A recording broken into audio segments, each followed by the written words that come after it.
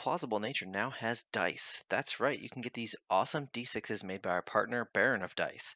These custom dice have the Implausible Nature logo on the 6 side and also come with square corners, which means they will roll more evenly than rounded corner dice. Head on over to baronofdice.com and use discount code IN40K to get a discount on your order and support us at the same time.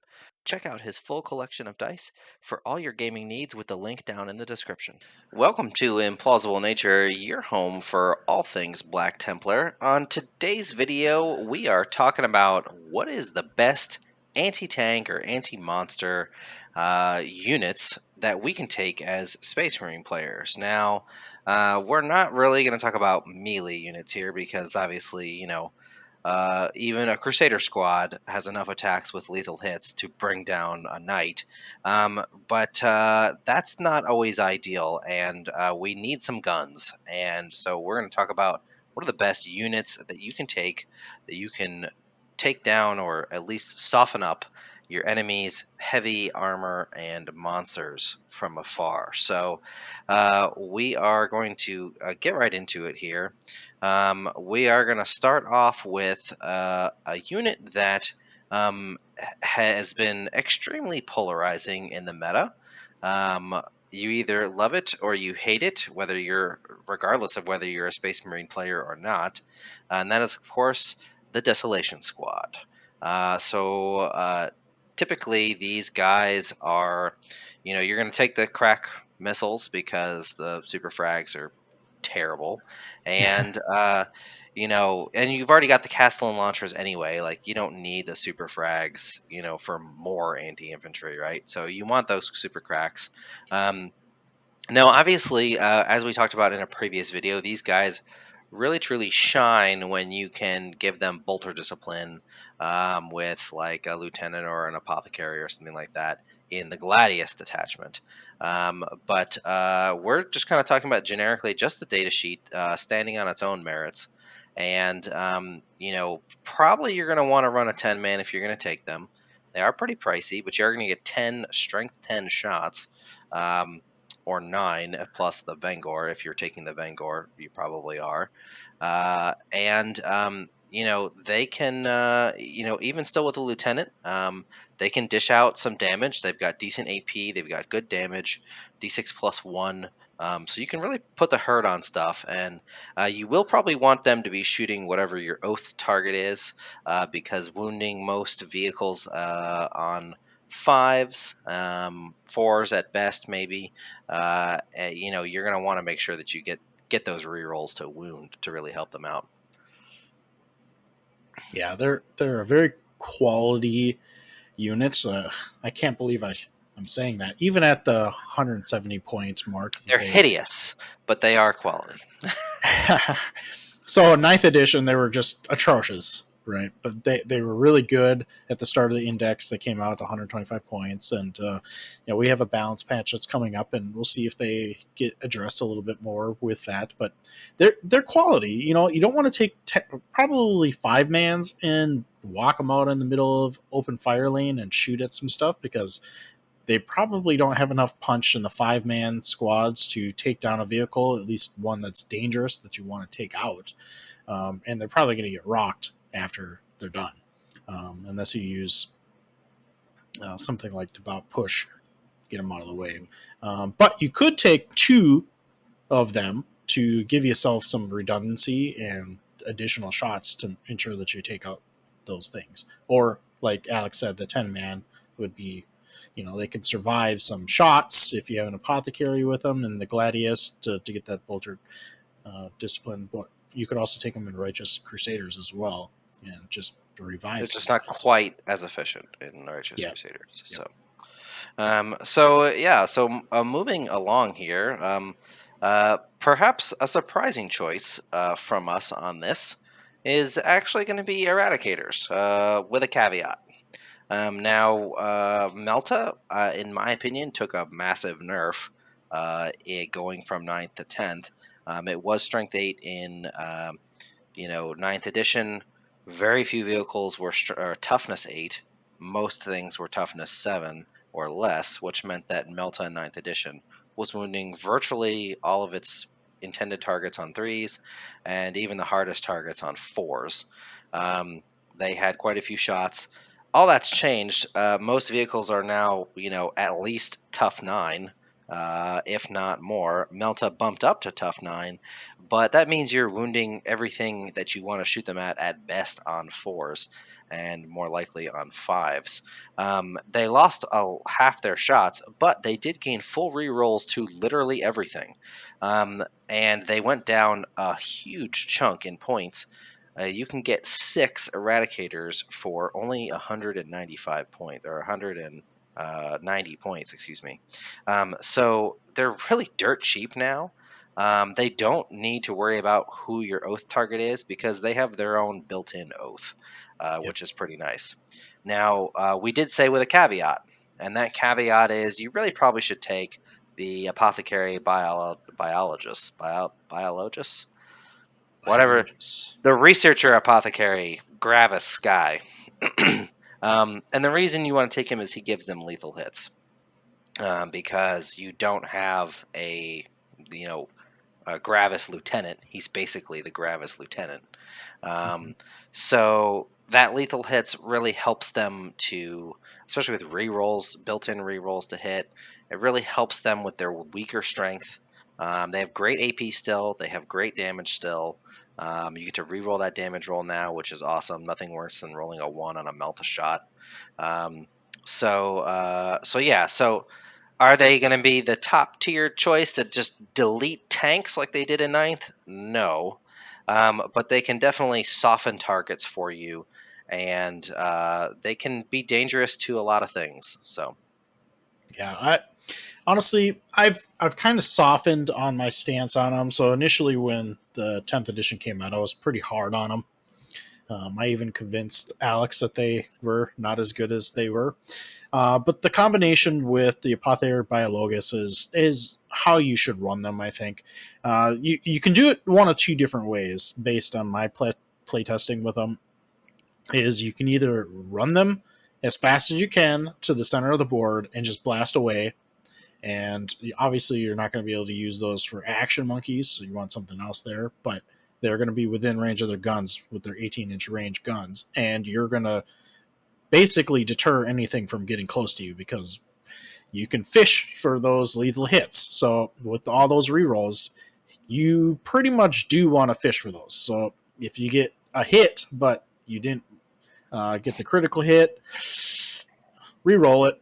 So you might get a couple more in. You're actually going to earn yourself some more damage overall if you do that. So, but the other way is, and more recommended in my opinion, is you strategic reserve them. mhm. So with the Biologis only being 55 points added on to the 190 points as it currently is, you know, just under 250. So you can still have another unit that goes into strategic reserves with them to be effective. And when they come onto the board starting in turn 2, they are within range of something. Yeah, So they will get their shots. They've had the protection of the first turn. There has been movement on both sides of the board, so you're going to be in range of something important, whether or not they want it or not. And potentially, you can threaten their backboard, the back, the battle on your opponent's side of the board. So, yeah, I like these guys, but you have to remember that their ability only works on monsters and vehicles. So yeah, other elite units, they're not going to get all those rerolls, but it is still Melta.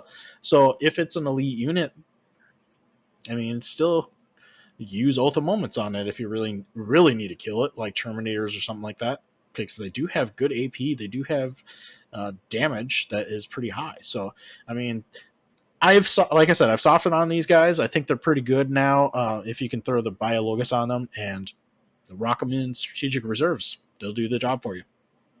yep.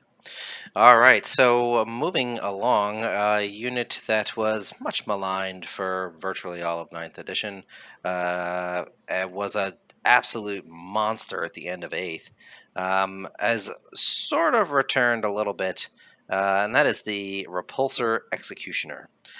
So the Heavy Lasers Destroyer no longer sucks, because it was pretty awful for a long time there, especially for its ridiculous points cost back then. They're now even the Black Templars version, which if you're in Righteous Crusaders, you have to take, is only clocking at 245 points. So not terrible for that. Um, it's one of the if you just look at the gun itself in a vacuum, it's one of the best guns that Space Marines have access to. It's 72 inches, two shots, hits on threes. It's heavy, so you can stand still and get +1 to hit. Strength 16, AP -4, D6 +4 damage. So pretty beefy gun that it has there. Now the Executioner ability, which is the tank's main ability. Um, it says each time this model makes an attack that targets a unit that is below half strength, add 1 to the hit roll. This is really kind of useless for the heavy laser destroyer because it's got a 72-inch range. You're probably not moving this tank around too much. It's beneficial for the other guns to get +1 to hit for them because none of them have heavy. But for the anti-tank portion of this, it's basically redundant with the heavy keyword on the main gun. So overall, it's also got a transport capacity. It's not a terrible choice. If you are using this to deliver a melee unit like Sword Brethren into battle, you're doing it wrong, in my opinion. And Bob, you can tell me what you think, but in my opinion, this is not a tank you want to be up front and personal with that really long range anti tank gun there. Yeah, I would mostly agree with that. This is not really a transport vehicle. Has that transport? You could theoretically, build in a unit of like troops, like maybe intercessors or assault Mhm. intercessors, that type of thing, for some late game grabs. That would be a good choice for them to potentially. One thing that you didn't really note on that, it does have heavy on the heavy laser destroyer, and that's a beefy gun. It's going to kill some stuff Yeah, if it hits, and you're most likely going to hit. But it allows you to maneuver if you need to. So you don't have anything in your firing lanes and you need to move it, that covers you so that you're going to obviously lose heavy so that you have another source of the add 1 to your hit. So it gives yeah. you If it's the below half ability to strength. move around. Yeah, So uh, I, honestly, I like it. It's a good, solid, beefy unit that is probably not going to go anywhere anytime soon unless they concentrate on it. yeah. Um, It is tough 12. So, 16 it's wounds. yeah, it's pretty durable. 10-inch move is not bad. If you have one, it's not a bad take. Just don't expect it to be like a Land Raider and be designed to deliver your melee unit to battle because Yeah. that's not really what it's for. Like, I'd be cool with like sticking like you said, like intercessors or something in it for some late game shenanigans. Um, yeah, so moving right along, we are dipping our toes into the past here with a, a classic unit of anti-tank firepower from the days of yore. That's right, the Predator Annihilator.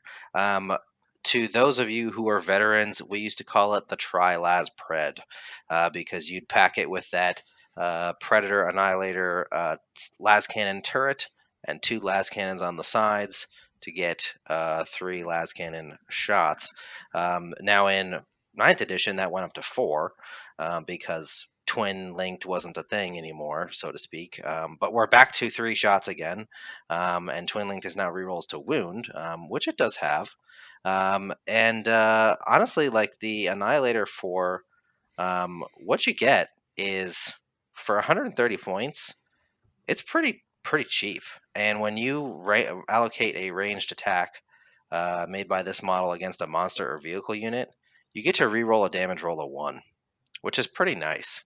The Predator twin linked las cannon is only 1 shot. It is twin linked, but it's strength 14 and AP3. So that's pretty sweet, compared to it, the standard las cannon option that comes with it.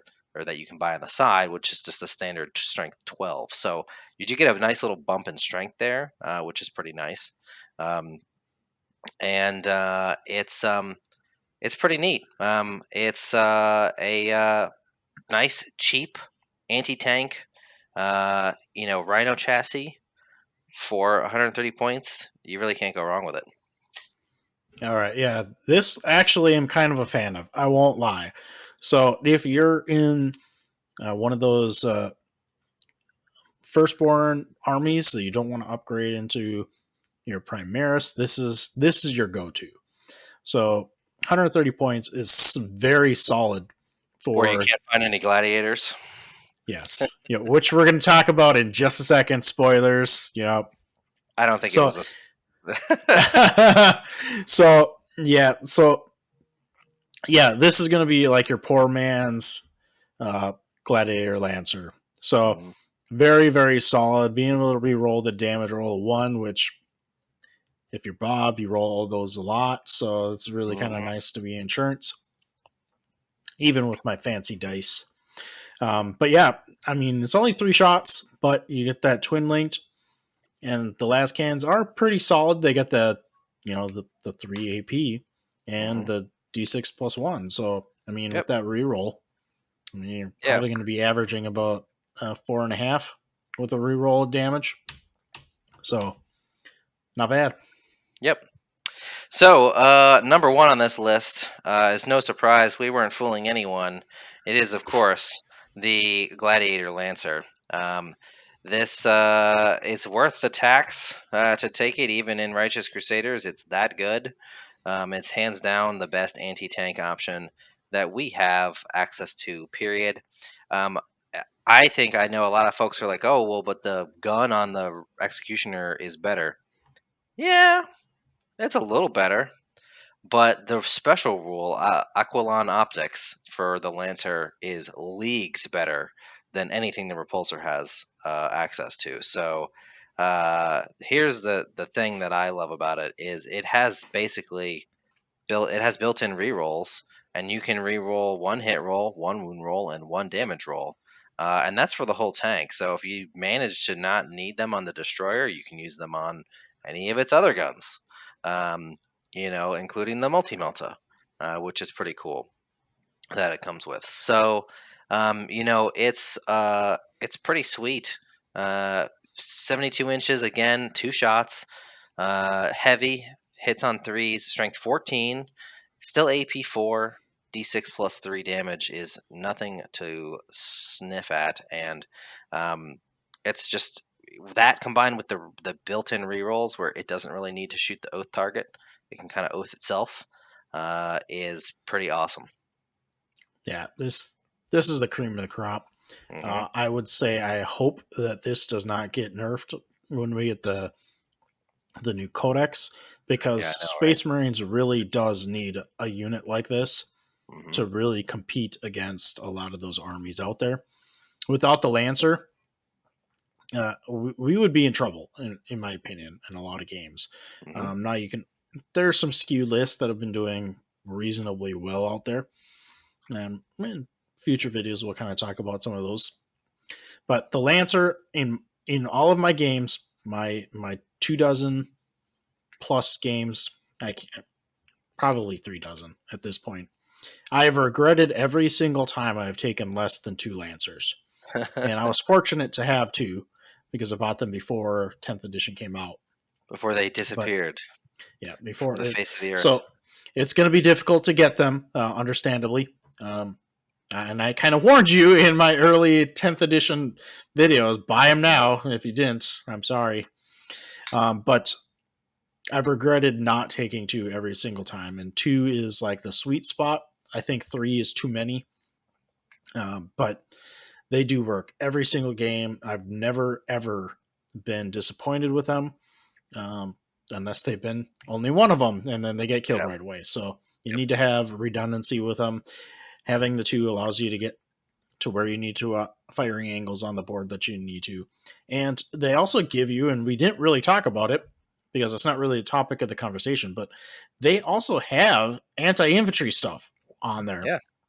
Yeah. So Some storm bolters. stormbolters, Hmm. So I mean, The Icarus incidental. pod is not. It's decent. You get a for not free, but because it's what 15 points more than the standard Lancer for the multi melta. Yep.